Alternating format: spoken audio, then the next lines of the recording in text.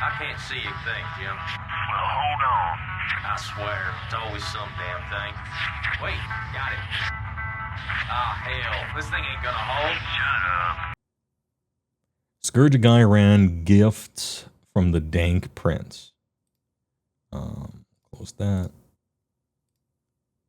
Close the slaves, and then we got that. Can we tempt you with some new rules? If you're a Slaanesh player, the answer is yes. Yes, you can tempt me with some new rules. Please. Of course we can. You're here every day, lapping them up, hungry for more. It's becoming an obsession. You love it. You need it. Don't feel bad, the Prince of Excess approves. Here's Lydia, who is hiding several crab claws up her sleeves on the benefits of joining the cult. Don't ask where she got her harp. Bad at Games 2197. Thanks for the big prime for 16. Appreciate it. TYVM. Let's listen. Male and female, wax and wane, Suddenly we're getting political. Seethes with symmetries, yes? No sooner had exploring it been proposed than I craved it, until I would maim hundreds for a whiff of mildewed air. Lord Dillion struck a heroic pose. Elegant elven fingerbones clattered against his crystal-studded armor. The plague cultists didn't seem receptive. They spat derision, even as armored Sybarites held blades to their throats. Dillion scowled. The vengeful allegiance has already decided, of course. Lord Silesk decreed that in Ghyran lay verdant fields of potential. Dillion swirled his cloak of perfumed skin, its barbed clasps scraping him. One of the maggot cultists spat on his shimmering boot. Fury welled MAGA up. cultist? His backhand strike took the wretch's head. Pus-brain dullard. You of all folk ought to understand our work, but if you will not abide... From the trees, gangly figures staggered. Slangors, claws clacking, glassy black eyes focused on the Nurglites. Remarkably, the cultists had fallen silent. It was in Ghyran that I encountered my bestial friends here, Dillion purred as he stroked one of the Gorkin's muzzles.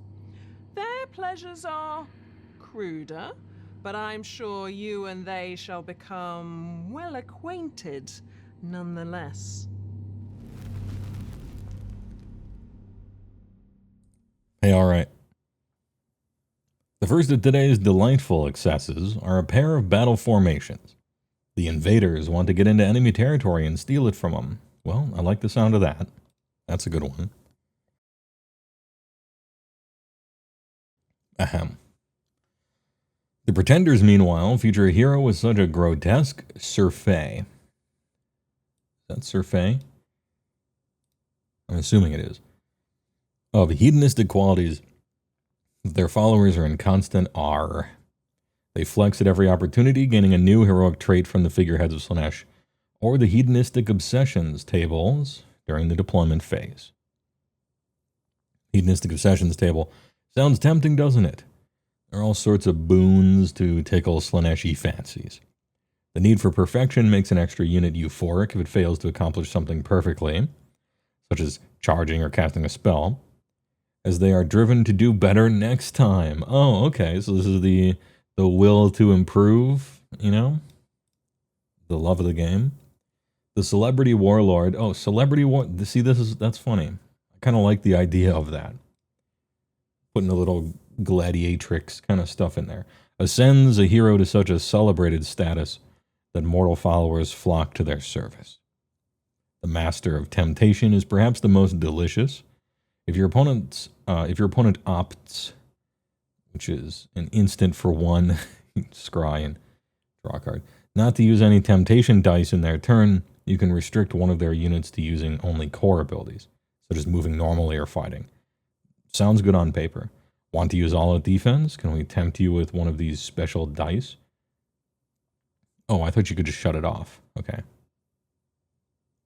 Hard T on surf, so it's surf it. Okay. All right, so it's like what the surf ninjas do to a surfboard. Call back to that VHS. Anyone over 35 in chat? The War Scroll updates for the Hedonites are for Slangor Fiendbloods and Sileski the Vengeful Allegiance. The Slangor now lie in wait for their foes and pounce on them when the moment is right. What could be more terrifying than 9-foot goat men with claw hands, huge horns, and knee-high boots appearing out of nowhere? I don't know, a good unit maybe? Probably Sileski, whose inspiring presence encourages both mortals and demons to fight harder and faster. Put them in the middle of your battle line, and you'll be assured that you get plenty of attacks in before your opponent. On top of that, if Eski slays a wizard, I should say, he'll offer up one of their trinkets, talismans, or maybe even their severed head to Sil, whose wizard level will increase every time he does so. Okay, so you have to, like, remember step 1, finish drawing the owl. After you finish drawing the owl, maybe you get something. This will help them cast Wandering Minds, a new spell that strips ward saves from their foes and grants them to their demonic followers. So we got, once again, Slangor, or not once again, rather. This is what, only the third time.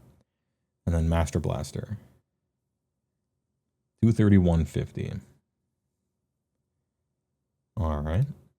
Hey, Slaanesh players in chat, you're going to have to help me out with this one. What's good? Pretenders, once per battle army deployment phase, Prodigy of Excess. Music for a jilted rulebook. Pick a friendly Hedonites of Slaanesh hero that has an artifact of power to be the target. Pick a friendly Hedonites of Slaanesh hero that has an artifact of power to be the target. Give the target a heroic trait from the figureheads or the obsessions tables. Heroic trait is given to the target during deployment, not during army composition. Yeah, you love to see it. I like things you get to choose as late as possible. Sort of a preset, kind of like a sideboard after you see your opponent's commander kind of thing. Ecstatic Revelers. Add one of the Ren characteristic of melee weapons used by friendly infantry while they're wholly outside friendly territory. This is actually kind of nice. Just +1, any infantry, in the place that you probably want to be, which is outside a friendly territory. Depending on battle plan, might be weird, but we'll see. Anyway, kind of nice. And then this is like the fun, I get to choose another thing one. A whole subfaction for a single heroic trait. I mean, that heroic trait better be pretty damn good, but still. Anyway, I'm liking this one a little more. Speaking of hedonistic obsessions tables, I guess we'll be able to grade half of them right here. Celebrity Warlord costs a thing. Damn, heavy cost. So it costs a heroic trait, which might have in turn cost a subfaction choice, and it costs a command. Your movement phase only. Pick a friendly non-hero Cyberite that has been destroyed. Set up, okay, so it's set up a replacement. That's why it costs. Because you get a replacement and you don't have to roll. It's the fairly typical, if it costs a command point, it always works. If it doesn't, you got to roll for it. One of those things. Enemy hero phase only, Master of Temptation. You can only use this ability if your opponent has any temptation dice. Pick a visible enemy unit with an 18 to be the target. For the rest of the turn, while your opponent has not used any of their temptation dice to replace a roll, the target can only use core abilities. Okay, putting your thumb on the scale a little bit of that whole thing. Only using core abilities on a particular unit could be devastating. Potentially. The need for perfection. The first time each turn that an unmodified charge roll, casting, unbinding, or banishing roll for a friendly non-euphoric unit, all within 12 of this unit is 5 or less. So the first time each turn, unmodified charge, cast, unbind, banished, non-euphoric, wholly within 12 of this unit, and it's 5 or less, they get euphoric for the rest of the turn. But the roll doesn't succeed, though. So the roll still fails, but then you're euphoric for the rest of the turn.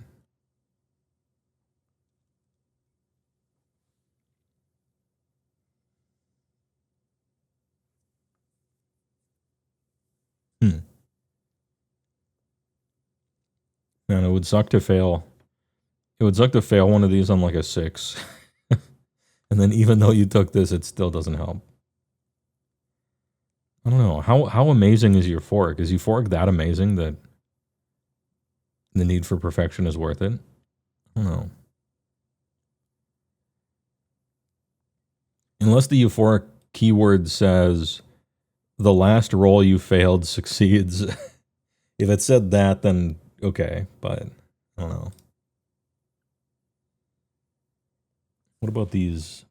What about these? Slaanesh 9485. Not the worst. Axe of Dominion. 43323 62412. What a weird profile. 62412. What a bizarro profile. You don't see a lot like that. Euphoric is pretty good on a Keeper of Secrets, crit 2 hits on run and charge. Is there a world where you're actually hoping to fail one of these rolls so that you get a free euphoric, or is there a pretty surefire way to get euphoric anyway on that? Asking for myself, not even like what's the normal way of getting euphoric? I guess I could look it up, but I'm trying to interact over here.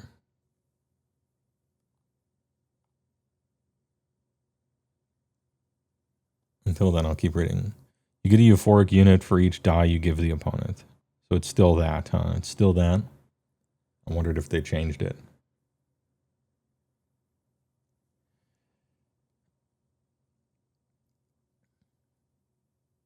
You get as many euphoric units as temptation dice you offer, up to 3. I don't know why. I thought, for some reason, I thought they changed that in my head, because that's how it has been, and everyone made fun of them. And in my head, I thought they had changed it due to universal dislike, but I guess not. All right, and you would never give 2 dice because then your opponent gets a free boxcars or whatever. No, they updated something about it, I remember. But maybe it just softens one part of it. Anyway, euphoric is a good keyword. It's weird to get it very randomly off of failing something, though.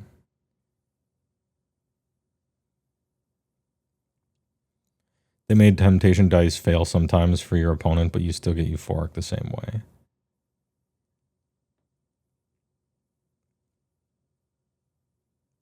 The only change is 1 to 2 on a temptation dice is what you rolled. Okay.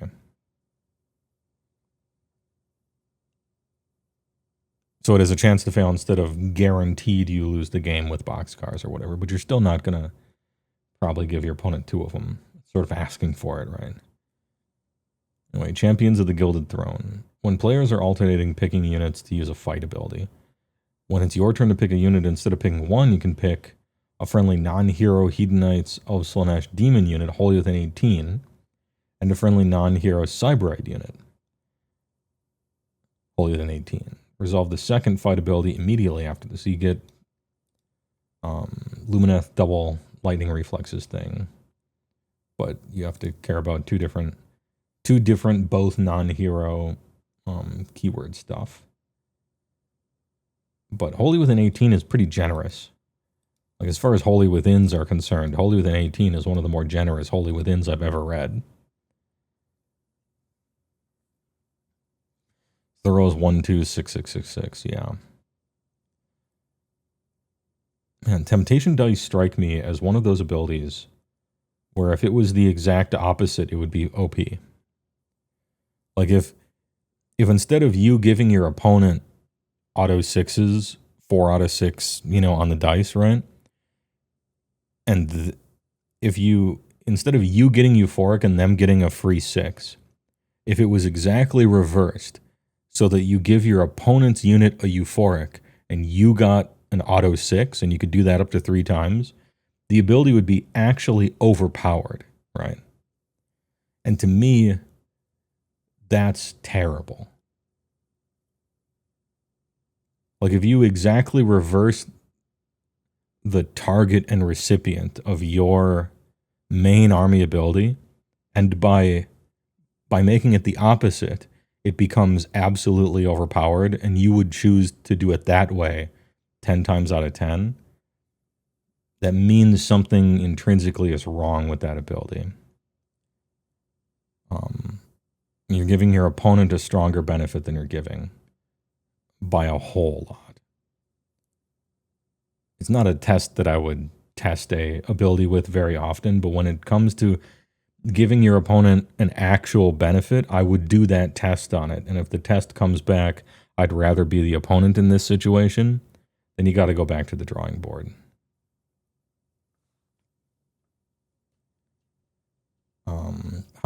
How many times will we try to make browbeat work in this game?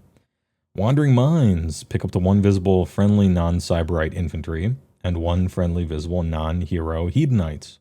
Demon. Infantry. To be the targets, then make a casting roll. If you pick the Cyberite unit, subtract 1 from ward rolls for damage points inflicted by its combat attacks. If you picked a demon unit, it has ward 5. Wait, pick up to 1 visible friendly non-hero Cyberite infantry and up to 1 visible friendly non-hero Hedonite demon infantry. And no range, just wherever. Okay, the way this is written makes it sound like an either or, but it's not an either or. It's one or both, right? So the Cyberite unit that you picked up here subtracts 1 from ward rolls for enemies. And the demon one that you may or may not have picked up here gets ward 5. So it's a 1, 2, or, 1 or 2, like, power thing. And no range either.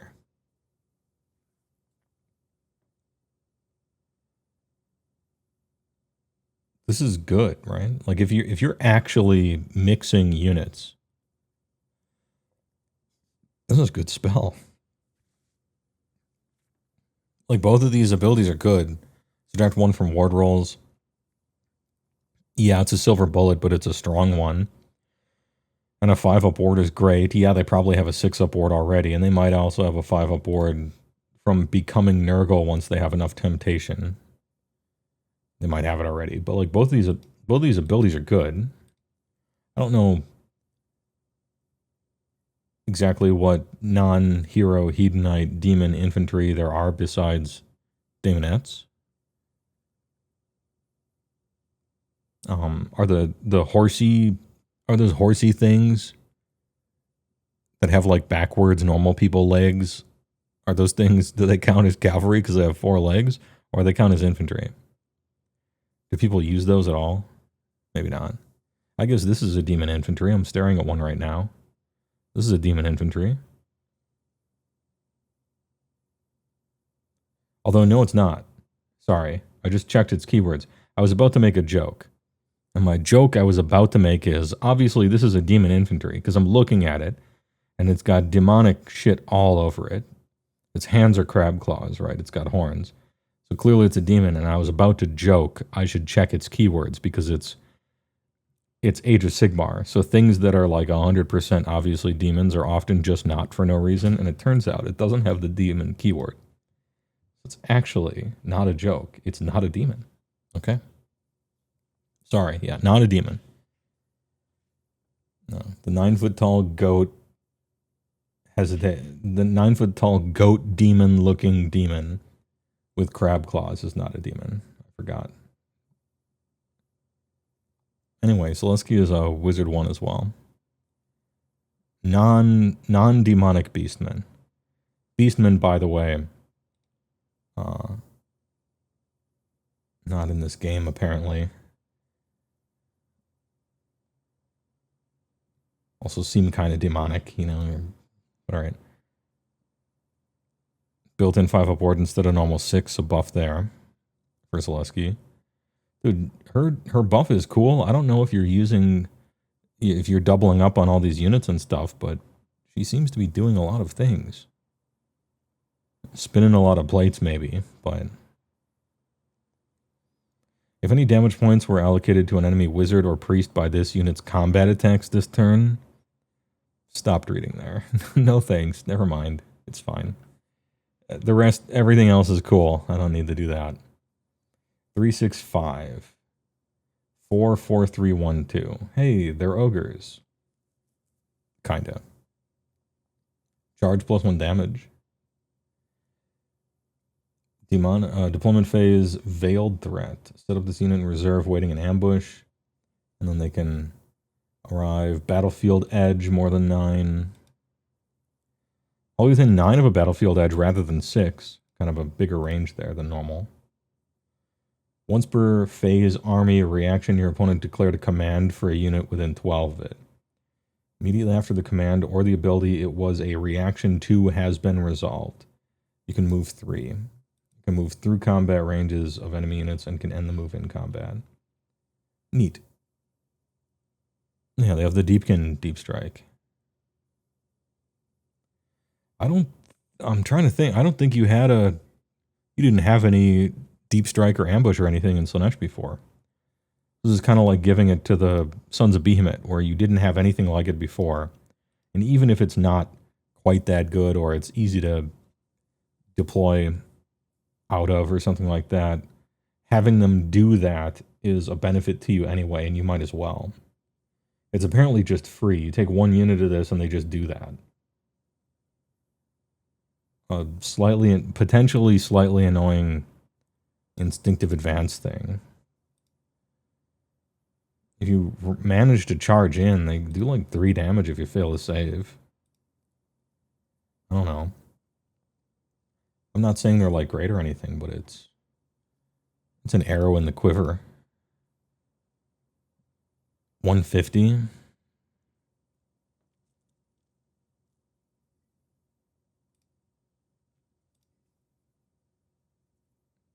Because these are monstrous infantry, I'm assuming they come in 3s.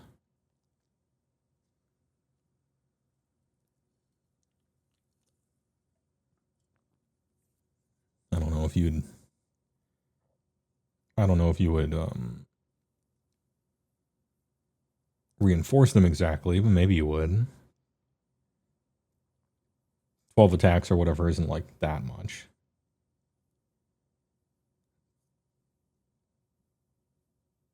The Slangors are 120 now, so they're plus 30. They're like kind of sneaky rat ogre. These are like Gorgers to me. Slangor Fiendbloods. Because I'm an ogre player, I look at things through the ogre perspective, and I'm like, oh yeah, these are like Gorgers, except they're more elite. Like there's fewer of them.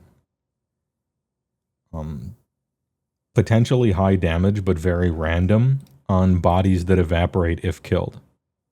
Or if attacked. And it's just like some random ambush trick you can throw in an army that otherwise doesn't have one. It's just another stupid ass thing for your opponent to worry about. I kind of don't hate it.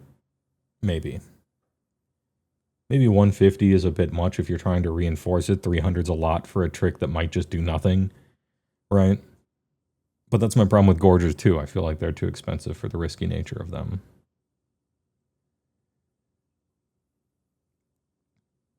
They seem better than the old sheet, but you're not a professional E9s player. Well, it seems like they have a job now. It's hard to compare them to the old sheet if they do something totally different, I think. Sneaky outflanker or something. Kind of interesting.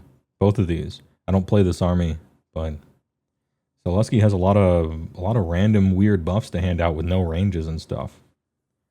And really huge, wholly within 18 kind of things. If you're in the keywords that she wants you to be in. And then this is you have an ambush now. It's possible that's kind of good sometimes. Plus on Rend, if you're in Cyberite. It's kind of neat. I don't know about this thing. Non-hero Cyberite, bring it back to life maybe. Temptation stuff.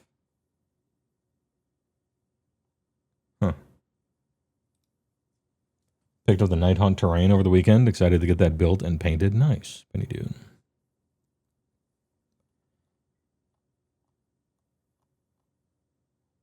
Not knowing what this army does besides shoot stuff. And not hand out temptation dice, really. Seems like you gave them options of things to do. I'm going to give it a D+. Great work. Sunday preview. D+ is pretty good, by the way. Sunday preview. Change comes to the mortal realms and the Bray herds. Raid the old world. So C- with curve? Maybe. Maybe, yeah. They might bump up. But I'd have to talk to a Slaanesh player.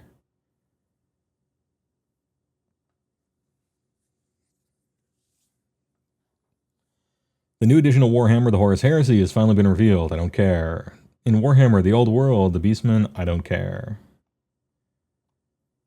General's Handbook, AOS, let's go. Okay, we got Short King, absolutely styling on the big S for Sigmar. Who's Dude. We got a checkerboard pattern for setup here. Look at all these circles and tokens. Pennies, places of power. Look at all this stuff. We're putting things on the battlefield, boys. With a rule, it looks like a custom rule or something for the battle plan. You love to see it. On the battle plans is where I always thought they should put take the bracket of battle tactics and then take out the good stuff and then put those rules on the battle plans is where I always thought they ought to go in general. And we got these big betting discs here. New season of S-Laughter and Warfare in the Mortal Realms is at hand with the impending release of the General's Handbook 2526. New GUI Day for match play in Warhammer Age of Sigmar, both competitive and casual. Not really. Mostly competitive, which implements a suite of rules changes, a new take on battle tactics, and season rules that have a distinctly Ghyran feel. Do I need to censor that? More than just a book this time. General's Handbook is a box. It's a box containing a 72-page book, a set of 6 double-sided battle tactic cards, a set of 6 double-sided battle plan cards, a rules ref, 13 double-sides, universal manifesties, war scrollies, cardsies. Also includes a set of 6 objective markers, 2 Oaken Bro, 2 Gnarl Hoot, and 1 Winterleaf and 1 Heartwood. Oh, each with non-slip backing. Mousepad material, I think. And then Spearhead, Sand, and Bone. Don't care.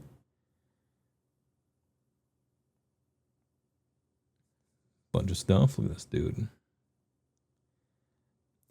An auspicious Astral Confluence Spearhead. Fusil Platoon.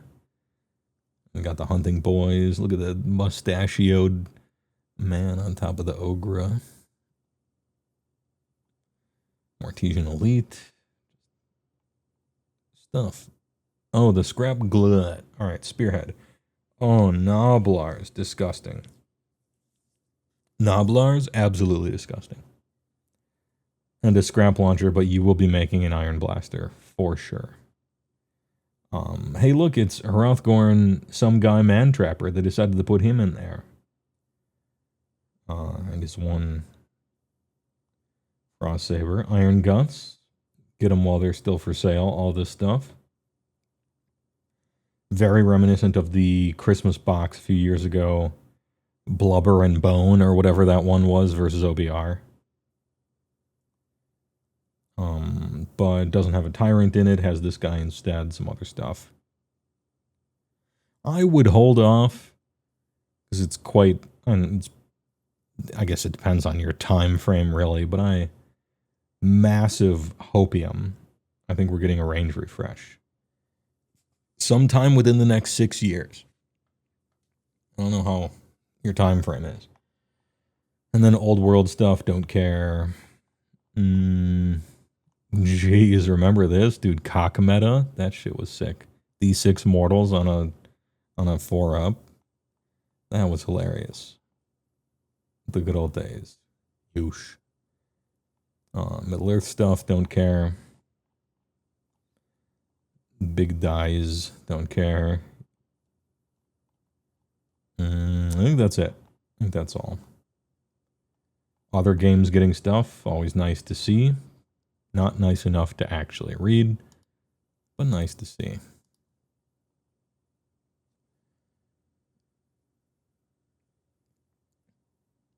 Am I going to Brew City Brawl in early July?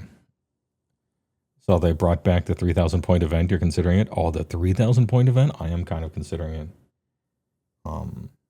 I should look into that. Because Milwaukee is close enough to me, and I like the 3,000 point events. I always liked them more. Mostly because the armies are bigger and you have more stuff. And that's great. And they don't really take that much longer than normal games.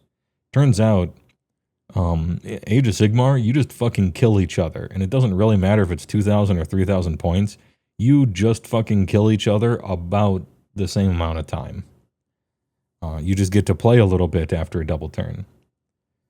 So I am considering it, yeah. I'm just bad with dates and times. And numbers and names. Yeah, they revealed new Idneth Deepkin stuff. Here we go. One final news, you are correct.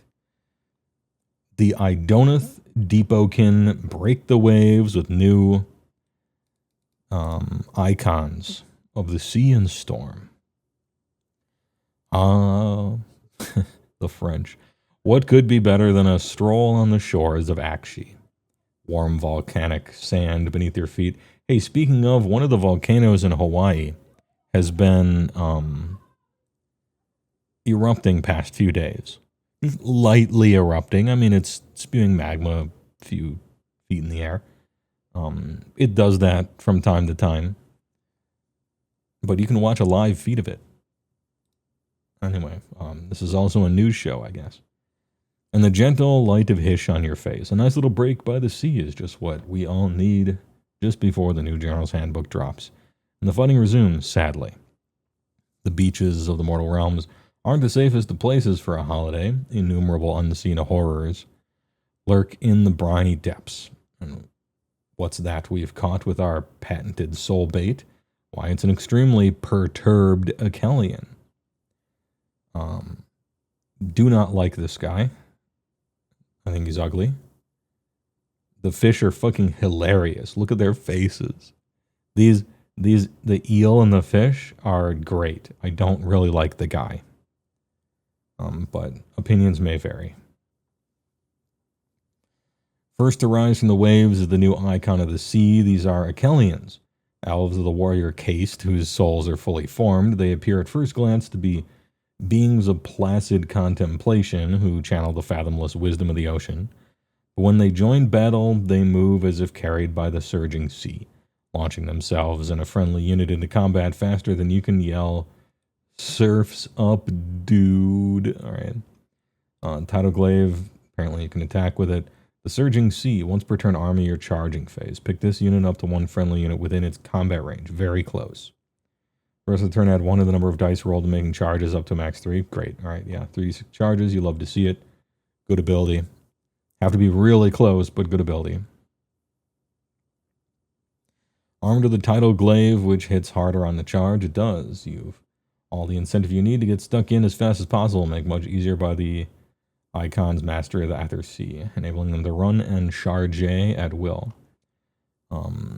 Can you still ambush 2 units with your... It's not Tidecaller, that's the caster one. You had a Deep Striker guy that could bring 2 units along, so you could bring, like, something plus this guy, and then you could 3d6 charge outside of 9 and, like, most likely succeeded. Yeah, Soul Scryer gives you the option of doing that. It used to be you got +3 to charge anyway back in the day, and so you could just charge with anything, and that was a kind of a combo.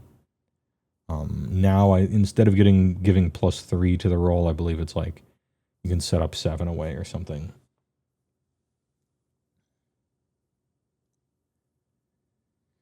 Their counterpart is the Icon of the Storm. Okay, so these are miniature wave chads.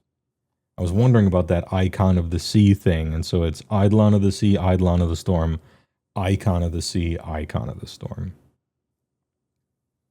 Icon of the Sea is good. Icon of the Storm is a solitary being who eschews composure. He eschews composure, all right? Just disheveled and loud all the time. Fully giving over to the elemental wildness of the depths. A flurry of blows from their Maelstrom Blades summons the whirlpool's fury into the Ether Sea, preventing opponents from retreating and allowing allies to ride these rippling eddies in and out of combat at will. Enemy units cannot use retreat while they are in combat with this unit. Well, they won't have to, that would just kill him. Friendly units who use a retreat ability while they're wholly within 12 of this can still shoot and or charge later in the turn. I don't know. I don't know about this guy. I like the Storm.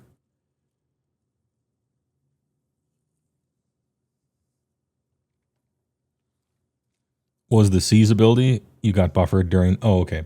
3d6 charge to target unit. You have to be within his combat range, but then you get to make a 3d6 charge. That's good. This guy stops other people from retreating, which is good on some like giant anvil Nurgle thing that kills people slowly or whatever, but not really great here. And you can use retreat on your friends so that they can shoot and or charge in the same turn, which again is like good on other stuff. I don't rate this guy very highly. Possibly you could find a combo with him, but the sea seems to be the winner here. These new Akelian heroes herald the imminent arrival of the Battletome Idna Deepkin, which is why when we are looking over the GHB thing for Idnath, it's like, well, it's hard to say really because they're just about to get a new book, which is going to change a lot of stuff. And then furthermore, all these changes in the GHB, I should probably say this more often, but I don't. All of these changes that we're seeing, or rather bonus updates in the GHB, we don't exactly know how a lot of it will land since battle plans are changing, and probably a lot. It seems like they're mixing things up with this GHB, so we'll see where the dust settles. Unbelievably ugly cover. What a terrible cover. Once again, I don't really blame the artists themselves. The notes that they got were choose the stupidest looking single foot guy, make him front and center. And so they were just doing what they're told. And you have to make it look like the model, and the model looks dumb. You know, their hands are tied. It's rendered perfectly fine. Maybe he has a weird expression on his face, but the fucking dude has a weird expression on his face as well. Anyway, terrible cover. Who's the person making the decisions about what the artists should draw on the covers? I disagree with their reasoning. The ebb and flow of the oceans also has affected the Ether Sea. Their battle traits have been suitably overhauled. Tides of Death are out. Doesn't sound like an overhaul. Sounds like a chopping block. Too macabre by far for a season of war in Ghyran. And the Tides of the Sea and the Tides of the Storm are in. Rather than being locked into one set of progressing abilities, I mean, you always could take a Tidecaster to switch the tides, so actually it was 2. But hey, alright. You'll have 2 discrete tracks to follow, though swapping mid-battle or reset your progress.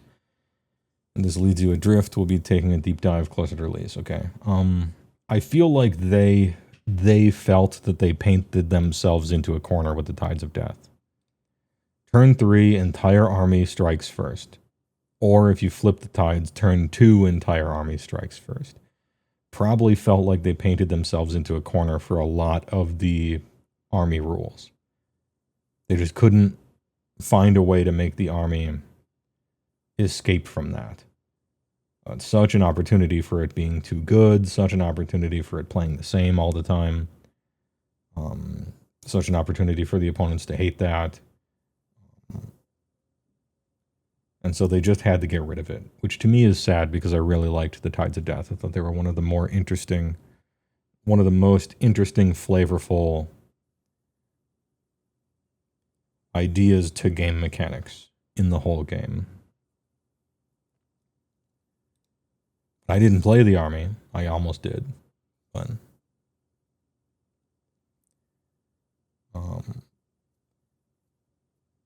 there are a lot of problems with Tides of Death, and they felt like they just had to get rid of it, I think. Can we go back to the art? It has big AI vibes. I don't think so. No. I can tell by the pixels. I know why you would say that, though. I understand why you would say that.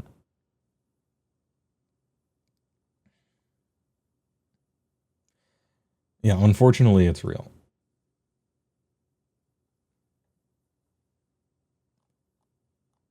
And a lot of it is like how the subject matter is so bad. Like, we'll choose the worst unit, put him right in the center, give him an awkward pose. Like, all of the prompts, if you will, were so bad that you might think it's AI in that respect, like the decision-making process, because one of the worst parts about AI art is the total lack of creativity the person typing the prompt has. The total lack of artistic understanding the person just typing a sentence for AI to make something out of has, and you can even see it in the final product, right? But no, it's just not a great cover. That's it. Anyway, I'm terrified, but also I haven't thought that IDK looked very fun to play for a while. So maybe this is the shakeup they need. I'm not sure. I really liked Tides of Death. It's sort of one of the last remnants of really cool rules I could have talked about. Now gone. Big, massive, splashy effect. Overpowered in a vacuum. Thinking about it, you know. This is one of the last Marvel vs. Capcom ass rules in all of Age of Sigmar, is the Tides of Death. Your whole army fights first, turn 3. And I'm sad to see it go. The end of an era.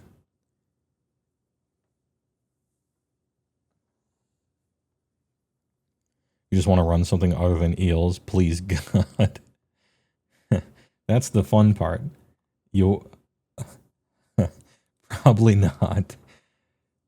Maybe, look, this is their Gordian knot. They couldn't figure it out, so they cut Tides of Death in twain. And half of the rope remnants are the Tides of the Storm, and half of them are Tides of the Sea. And maybe in so doing, you can finally not have to play eels. Maybe Thralls will be good, finally. Who knows?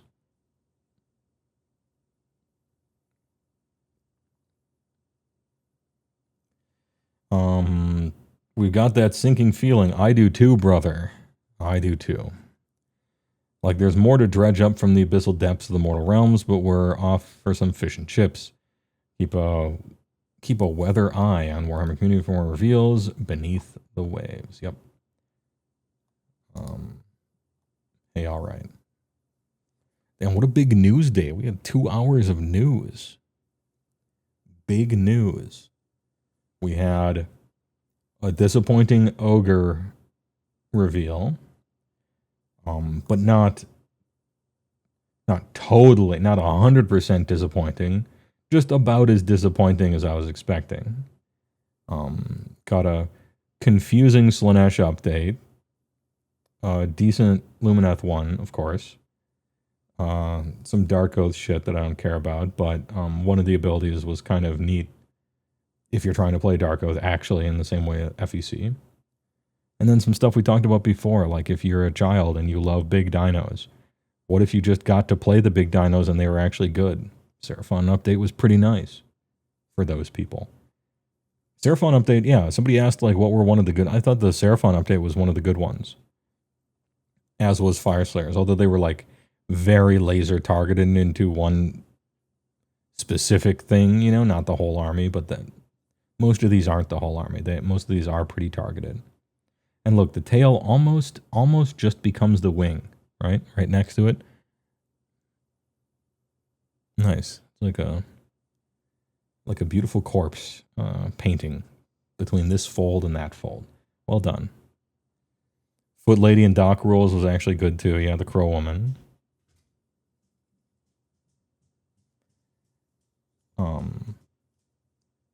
This update gave you access to an ambush, which is kind of nice.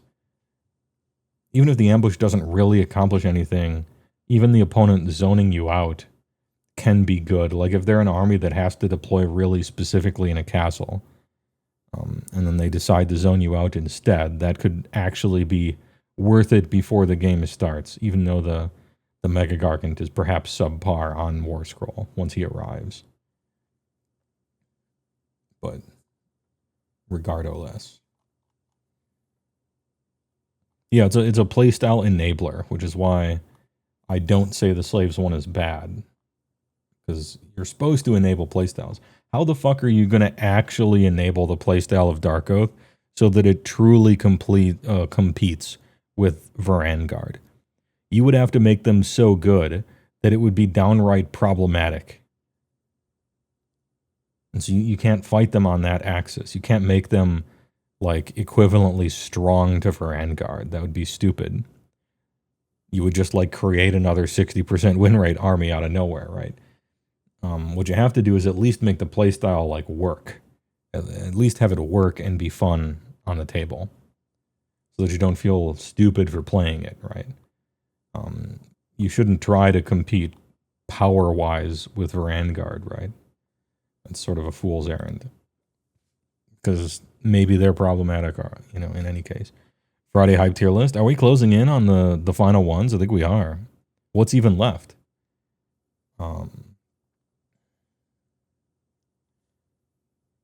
Let's see. I could use the awful GW website and look at the armies. All right. How do I look at the armies for Age of Sigmar? Where do I click? I'm on the Age of Sigmar section, right? So where do I click? Keep in mind, I'm already on the Age of Sigmar section. Should I click Age of Sigmar again? Right here? Even though I'm already there? Yes. Okay. So I'm already in Warhammer.com/Age of Sigmar, but I click up here next to 40K and Horus Heresy, and then this pops up. And then we'll shop by Alliance.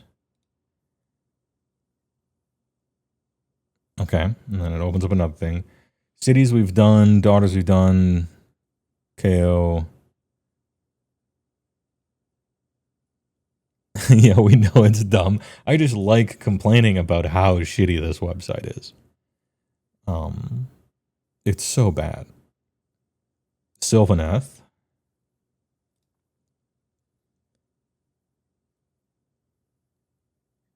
Have we not done Soulblight? I feel like we have, but it was actually just a fake update.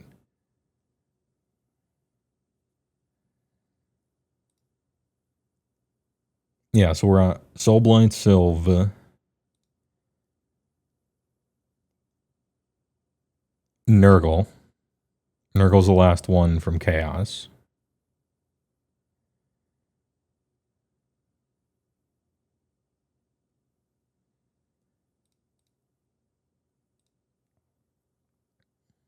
And then we've got all of Destruction. Destruction only has 4 technically.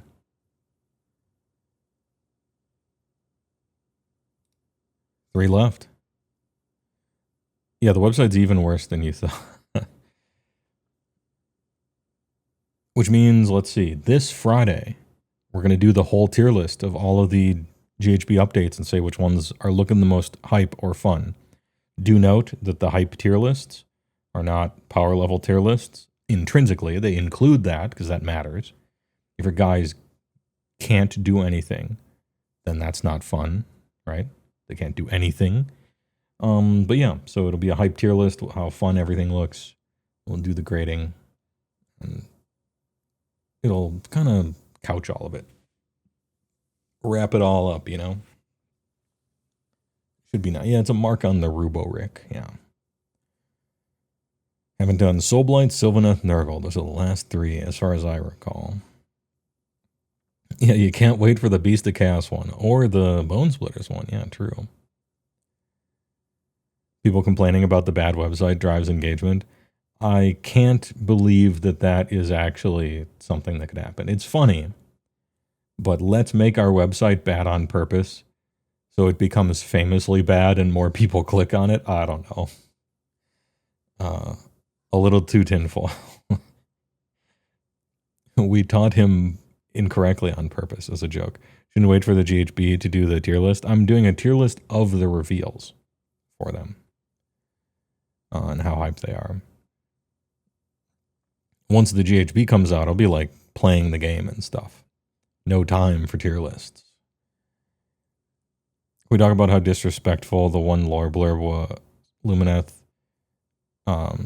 featuring a BOC was. Well, I mean, I'm going to be honest. During those like lore things, I get up and I go get a drink, do some flies, you know, jog in place for a while, get the heart rate up, sit back down.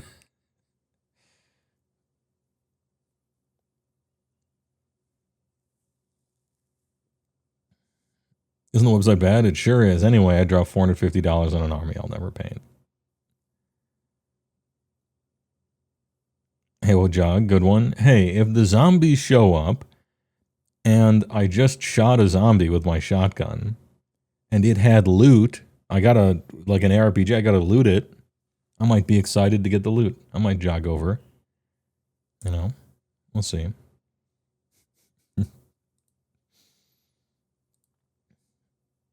Anyway, hey, all right. What are we going to do for the last few minutes? I could kill Simon on New Game Plus with cool music. We could go for that walk we talked about. In any case, eat shit, watch a commercial. Thanks for watching.